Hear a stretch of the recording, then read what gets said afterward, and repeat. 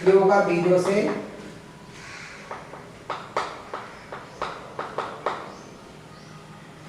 तनों से,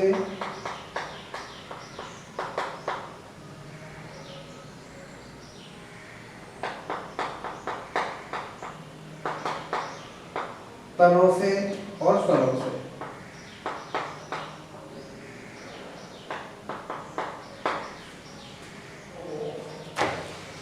तो एक सारणी वहां पर दी हुई थी, आप ही के बुक में दी हुई है, ठीक है, हमने सारणी को भी ले लिया है और कौन कौन से रेशों की हम बात कर रहे हैं वाला उनको भी हमने ले लिया है, ठीक है। अब हम बात करते हैं किसकी बात की हमने, पादप रेशों की, ठीक है, कि पादप रेशे यहाँ पर कैसे प्राप्त होते हैं। तो वो रेशे कई प्रकार से हो सकते हैं और रेशों का मतलब मैंने आपसे बता ही दिया, जो रेशे होंगे रेशों से मिलकर के क्या बनेगा, धागा बनेगा और धागे से बनेगा कपड़ा और कपड़े से क्या बनेगा, वस्त्र बनता है, ठीक है। तो ये क्या होता है, निश्चित क्रम होता है। तो सबसे पहले जिससे हमारा वस्त्र बनेगा, सबसे पहले हमने क्या बात की वाले, उसी के रेशों की बात कर रहे हैं। तो रेशे जो है वो 3 तरीके से यहाँ पर प्राप्त होते हैं, ठीक है। पहला है पादप रेशे, दूसरा है जांतव रेशे और तीसरा है हमारा संश्लेषित रेशे, ठीक है। अब क्या होता है, देखो जो पादपों से प्राप्त होने वाले रेशे हैं वो क्या कहलाते हैं वाले, वो पादप रेशे कहलाते हैं। वो कई तरीके से प्राप्त हो सकते हैं, वो बीजों से प्राप्त हो सकते हैं, वो तनों से प्राप्त हो सकते हैं, वो फलों से प्राप्त हो सकते हैं, ठीक है। तो ये कई तरीके से प्राप्त होते हैं, कुछ के नाम यहाँ पर आपको दिए भी गए हैं। जैसे यहाँ पर अगर आप देखेंगे रुई, रुई क्या एक रेशा है, आप जानते हैं रुई है, ठीक है, सूती वस्त्र जो लगभग तैयार होते हैं वाले, ठीक है। तो उससे क्या होता है, मान लिया वहां पर हमने क्या ले लिया, रुई, ठीक है, यानी कि रेशों के रूप में होगा। फिर उस रुई से ही हम क्या बना लेते हैं, धागा बना लेते हैं। फिर धागों को जब बुनाई कर ली जाती है उसकी, ठीक है, तो उससे क्या हो जाता है, कपड़ा तैयार हो जाता है, उससे फिर वस्त्र बनाइए, जो भी हम बनाना चाह रहे हैं वो उससे बन करके तैयार होगा। तो जो हमारी रुई है, ठीक है, ध्यान देंगे यहाँ पर, जो रुई है, रुई किससे प्राप्त होती है, कपास के जो पौधा होता है उससे प्राप्त होता है, ठीक है। उसी के होते हैं बीज, बीज को हम क्या बोलते हैं, बिनोला बोलते हैं उसको, ठीक है, बिनोले के बीज इसको कहा जाता है। तो क्या होता है, रुई जो कि प्राप्त होती है कपास के पौधे से, और ये पौधे के किस भाग से प्राप्त होती है, बीजों से, और बीजों को मैंने क्या बताया, क्या बोलते हैं उसको, बिनोला बोलते हैं, ठीक है। तो ये कहां से प्राप्त होती है, बीजों से प्राप्त होती है, ठीक है।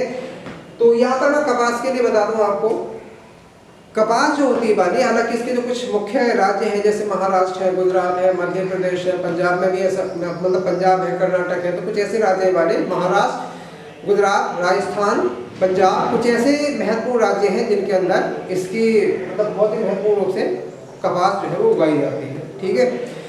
कपास के लिए थोड़ा सा और भी ध्यान देना आवश्यक है हमारा, सिलेबस के अकॉर्डिंग है आपके, सही है।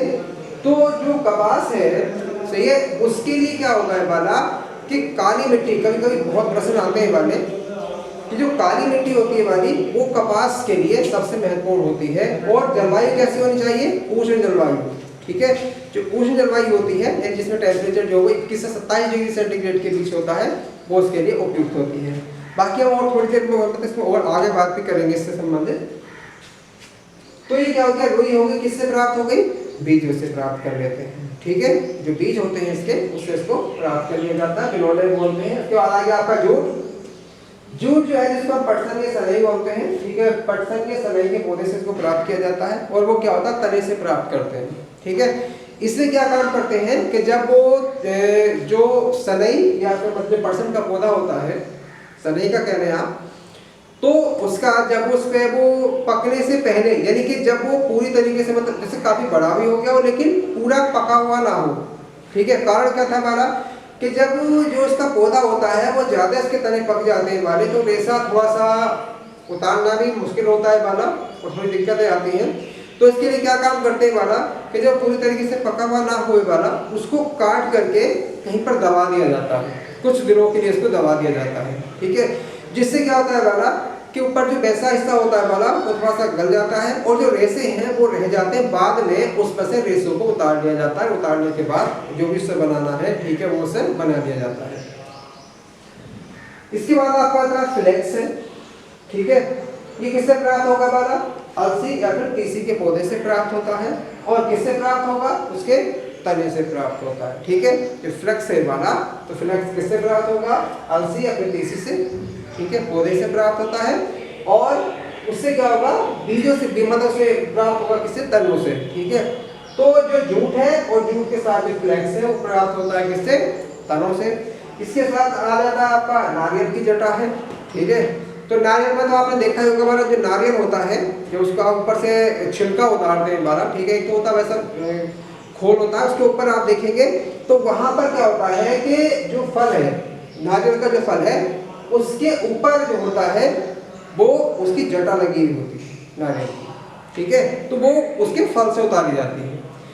तो यहाँ पर आप देख रहे हैं नारियल जटा है, प्राप्त किससे हुई? नारियल के पौधे से प्राप्त होती है। और किस भाग से प्राप्त हो रही है? उसके फल से, यानी जो फल होता है, ठीक है, फल के ऊपर, यानी कि जब आप कभी नारियल देखेंगे तो फल के ऊपर ही लगे रहते हैं वो, ठीक है, जिसमें से उसको उतारा जाता है। तो इस प्रकार से क्या था हमारे ये जो पौधे होते हैं उससे प्राप्त, यानी कि जो पादप रेशे हैं जो पादपों से प्राप्त होते हैं, उसके हमने उदाहरण लिए थे, रुई है, जूट है, फ्लैक्स है, नारियल जटा, ठीक है। इसके बाद आपका आता है जैसे जंतु रेशे। अब जंतु रेशों में कौन कौन से आते हैं? जैसे मान लिया आपने क्या होगा, रेशम का नाम आपने सुना होगा, ऊन का नाम, रेशम वैसे पहनते भी हैं लेकिन कभी कभी हो सकता है कि रेशम का प्रयोग आपके यहाँ पर ये ना हो, ठीक है, तब एक अवसर ऊन का प्रयोग तो होता ही है, ठीक है, क्योंकि सर्दियों में ऊनी वस्त्र पहने जाते हैं। तो जो ऊन है वो किससे प्राप्त हो रही है? भेड़ से प्राप्त हो रही है, ठीक है। तो ये क्या हो गया, यानी कि जो जंतु से प्राप्त होने वाले रेशे हैं वो क्या कहलाते हैं? जांतव रेशे कहलाते हैं, ठीक है, जांतव रेशे कहलाते हैं। क्यों? क्योंकि उनको जंतु से प्राप्त किया जाता है, ठीक है। तो जंतु से प्राप्त होने वाले रेशे क्या कहलाते हैं? जांतव रेशे कहलाते हैं। अब मैंने नाम ले लिया है वाला, जैसे ऊन, तो ऊन किससे प्राप्त होगी? भेड़ से, ठीक है। अब भेड़ क्या है? जंतु, तो जंतु से प्राप्त होने के कारण से क्या कहलाया? जांतव रेशा कहलाया, ठीक है। तो ऊन हो गया, ऊन के बहुत बारीक रेशे होंगे, फिर उससे धागा बनाया जाता है और धागे से फिर बाद में क्या करते हैं? ऊनी वस्त्र तैयार किए जाते हैं, ठीक है। इसी प्रकार से तीसरा जो नंबर आता है आपका वो आता है संश्लेषित रेशे। संश्लेषित रेशों का मतलब होता है जो ना जंतुओं से प्राप्त हो रहे हैं ना पादपों से प्राप्त हो रहे हैं, जो मनुष्य द्वारा, ठीक है, केमिकली इसको तैयार किया जाता है, सही है। तो उनको हम क्या बोलते हैं? उनको बोलते हैं संश्लेषित रेशे कहा जाता है, ठीक है। वो कई प्रकार के हो सकते हैं, जैसे पॉलिएस्टर है, ठीक है, तो पॉलिएस्टर हो सकता है, रेयॉन हो सकता है, ठीक है, तो रेयॉन है, पॉलिएस्टर है, फिर इसमें टेरिडीन है। तो ये क्या होते हैं वाले? ये संश्लेषित रेशे कहलाते हैं वाले, ठीक है। तो संश्लेषित रेशे जो होते हैं वो मनुष्य द्वारा निर्मित किए जाते हैं, यानी केमिकली उनको तैयार किया जाता है, सही है। तो वो क्या कहलाते हैं? संश्लेषित रेशे। तो मैं समझता हूँ कि आप इस बात को समझ गए होंगे। पादप रेशे कौन से? जो पादपों से प्राप्त होते हैं, कुछ के नाम हमने यहाँ पर लिए भी हैं, ठीक है। दूसरे कौन से होंगे? जांतव रेशे, जो जंतु से प्राप्त किए जाते हैं, जैसे ऊन भेड़ से प्राप्त होती है। और दूसरा जैसे कहा रेशम, ठीक है, तो रेशम किससे प्राप्त होता है? जो रेशम का एक कीड़ा होता है वाला, जो शहतूत के वृक्ष पर रहता है, उससे कोकून बनता है, उस कोकून से प्राप्त किया जाता है, ठीक है। इन शहतूत का जो वृक्ष होता है उस पर रेशम का कीड़ा होता है, ठीक है, वो जो कोकून तैयार करता है उस कोकून से, ठीक है, रेशम तैयार किया जाता है। तो कोकून जो है मतलब जो रेशम का कीड़ा है, तो कीड़ा क्या है? जंतु है। तो जंतु ने क्या दिया है? कोकून, और कोकून से प्राप्त कर रहे हैं हम क्या? रेशम, ठीक है, यानी कि रेशम को प्राप्त किया जाता है, इसलिए इसको हम क्या बोलते हैं? जांतव रेशे बोलते हैं। संश्लेषित मैंने आपको बताया दिया, जो मनुष्य द्वारा बनाए जाते हैं वो क्या कहलाते हैं? संश्लेषित रेशे कहलाते हैं, ठीक है। तो मैं समझता हूँ इसमें आपको किसी प्रकार की कोई दिक्कत नहीं होनी चाहिए, सही है। और संश्लेषित रेशों के मैंने नाम बताए थे, जैसे पॉलिएस्टर होता है, टेरिडीन है, ठीक है, पॉलिएस्टर है, रेयॉन है। तो ये क्या है? आपके संश्लेषित रेशे कहलाते हैं, ठीक है। तो आप उनको वैसे थोड़ा ध्यान रखेंगे, मुख्य रूप से आप इनका ज़्यादा ध्यान रखें, ठीक है। संश्लेषित रेशे के बारे में आपका जब बड़ी क्लासें आपके आएंगी तो आप उनको बारे में डिटेल से पढ़ेंगे, ठीक है। वहाँ पर बहुलकों के बारे में जब पढ़ाया जाता है तो वहाँ पर इनका बहुत बड़ी मात्रा में डिटेल से आएगा। फिलहाल बस केवल नाम था, मैंने नाम आपको बता दिए हैं, सही है, तो आपको ध्यान रखना है। इसके बाद जो है जैसे हाँ, एक मैंने बात आपको बताई दी थी, जंतु या रेशा होगा, जंतु या रेशे से धागा बनेगा, धागे से कपड़ा बनेगा और कपड़े से वस्त्र तैयार होते हैं, ठीक है। तो ये एक निश्चित क्रम होता है, तो आप उसको ध्यान रखेंगे।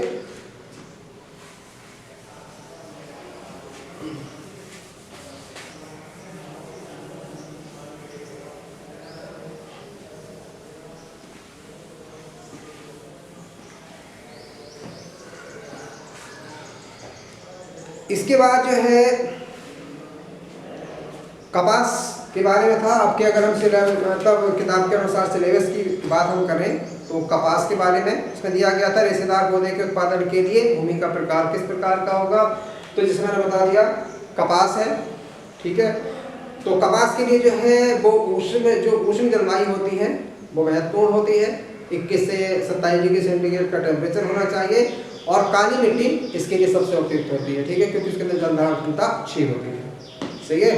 तो काली मिट्टी वहाँ पर होनी चाहिए, वो जो जलवायु है वो कैसी होनी चाहिए, उष्ण जलवायु होनी चाहिए, सही है, यानी कि 21 से 27 डिग्री सेंटीग्रेड के बीच का टेम्परेचर वहाँ पर होना चाहिए। तो हमने इसकी बात कर ली। इसके साथ साथ बात आती है आपकी जूट, जिसको बोलते हैं पटसन कहते हैं, जो सनई के पौधे से प्राप्त किया जाता है, तो मैंने इसके लिए आपको बता ही दिया।